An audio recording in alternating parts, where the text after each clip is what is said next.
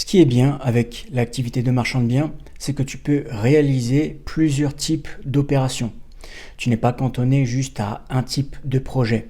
Je vais te partager 4 types d'opérations que tu peux réaliser, mais on va se focaliser uniquement sur les grandes villes. Je vais te prendre l'exemple de Paris, parce que souvent on va te dire oui, réalise tel type d'opération, ça va te rapporter le plus, ou tel type d'opération, mais en fait tout dépend de ton secteur. Parfois dans ton secteur, tu n'as pas un tel ou un tel type d'opération que tu peux réaliser. Je te donne un exemple. Il y en a qui vont te dire il faut faire de la division parcellaire. Alors c'est bien, il faut faire de la division parcellaire, mais peut-être que dans ton secteur, tu n'as pas ce type de projet qui se présente à toi. On va te dire fais de la division de maison, c'est-à-dire tu prends une maison et tu la divises en plusieurs appartements. Ok, pourquoi pas, mais si dans ton secteur, tu n'as pas ce type de projet-là, tu ne pourras pas réaliser ce type de projet. Et je sais que y a pas mal de personnes des fois qui habitent en grande ville et qui ne savent pas quel type de projet est réalisé. Et c'est ce que je vais te partager dans cette vidéo. On va se focaliser sur 4 types de projets. Alors il y a des projets qui sont un petit peu plus complexes à réaliser et d'autres un petit peu plus simples.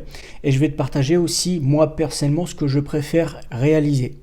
Alors premier type de projet, ça va être quoi ? Ça va être des immeubles. C'est-à-dire que tu achètes un immeuble, je t'avouerai que c'est pas à la portée de tous, mais je connais pas mal de marchands de biens qui réalisent ce type d'opération-là.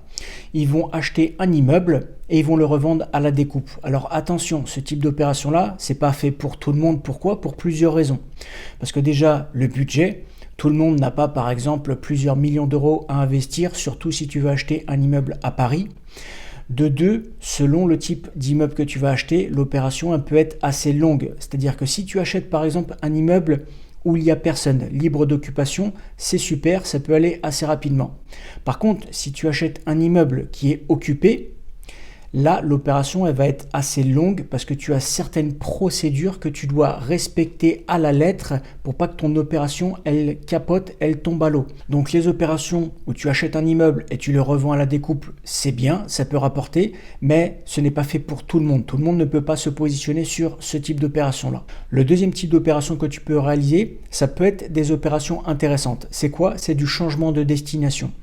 Quand je dis du changement de destination, et je te prends encore l'exemple de la ville de Paris, imaginons par exemple tu as des bureaux, tu as des commerces, tu as par exemple des entrepôts, des choses comme ça.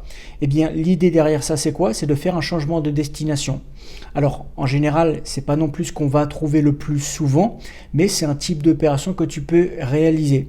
Normalement, quand tu achètes un bien qui est par exemple sous forme de commerce, sous forme d'entrepôt ou de bureau, au prix au mètre carré, ça coûte un petit peu moins cher.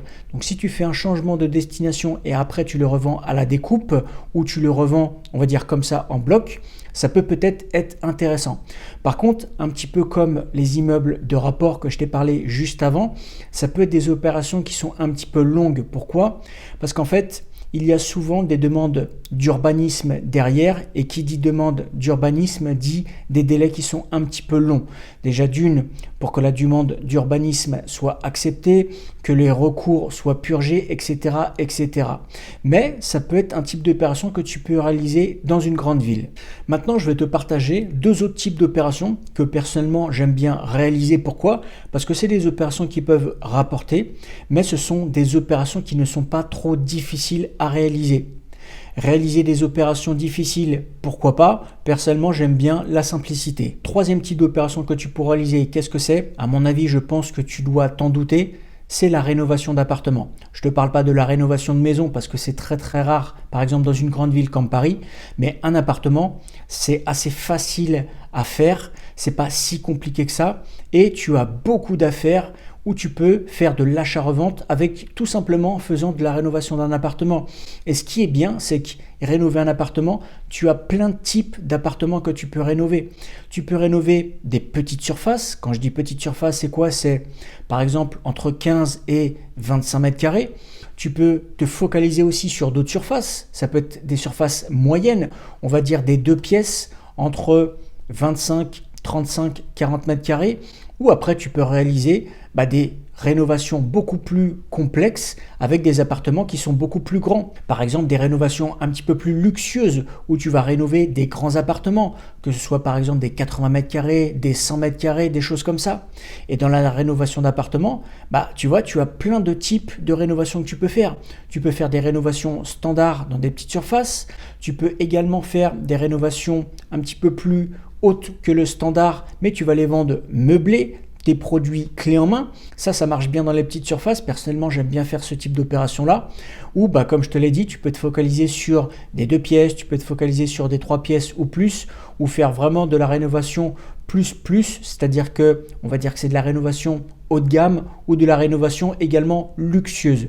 Ce n'est pas non plus à la portée de tous. En général, les biens qui vont se vendre le plus rapidement, ce sera les studios à 2 pièces. Après, tout dépend de toi, tout dépend de ton budget, tout dépend des biens, des types de projets que tu aimes bien réaliser. Mais ça, c'est quelque chose aussi qui peut être intéressant et également, mine de rien, qui peut rapporter. Ensuite, je vais te partager un 4e type d'opération. Et ça, c'est des opérations aussi que je trouve très intéressantes. Et tu vas voir, il y a une petite spécificité à prendre en compte. Et c'est des opérations que tu peux réaliser dans des grandes villes telles que Paris. Quel est ce type d'opération? C'est en fait la division d'appartements. Alors tu vas me dire, on peut facilement diviser des appartements. Non, ce n'est pas si facile que ça. Mais en fait, il y a un petit détail que personnellement j'aime bien prendre en compte, c'est que à Paris, souvent, tu vas avoir des surfaces qui font par exemple 50 mètres carrés, 60 mètres carrés, 70, 80, 90 ou même un petit peu plus.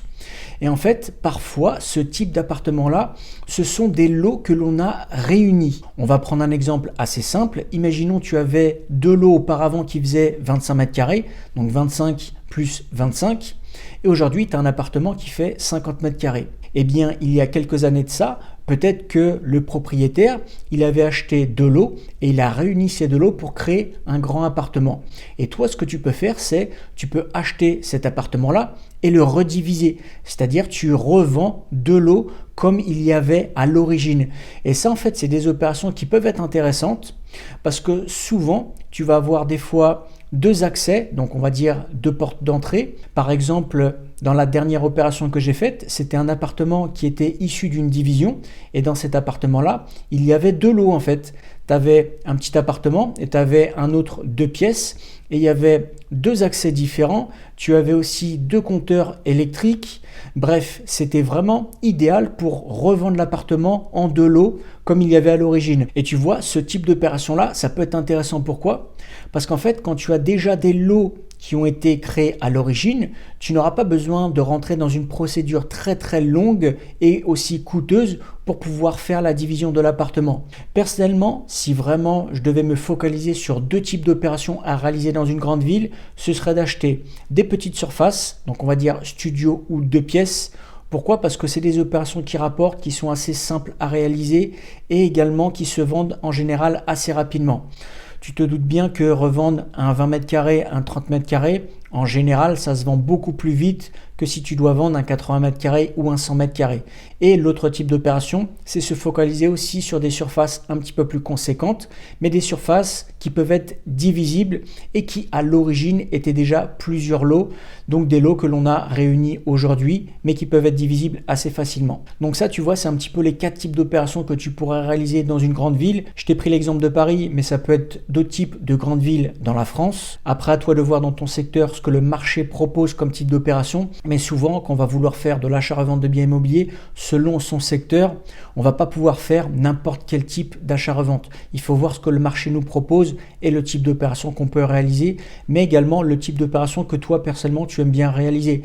N'hésite pas à me dire, toi, dans les commentaires, quel type de projet tu aimes réaliser et quel type de projet est proposé dans ton marché, dans ton secteur, parce que on habite un petit peu partout dans la France et parfois on n'a pas le même type de projet qui nous sont proposés sur le marché immobilier sur lequel on a ciblé, sur lequel on fait nos recherches. N'hésite pas à t'abonner à la chaîne si ce n'est pas déjà fait. En général, je te partage une vidéo par semaine, une vidéo tous les dimanches, où on parle d'immobilier, je te partage des conseils, des astuces, des stratégies et on visite des biens ensemble aussi régulièrement.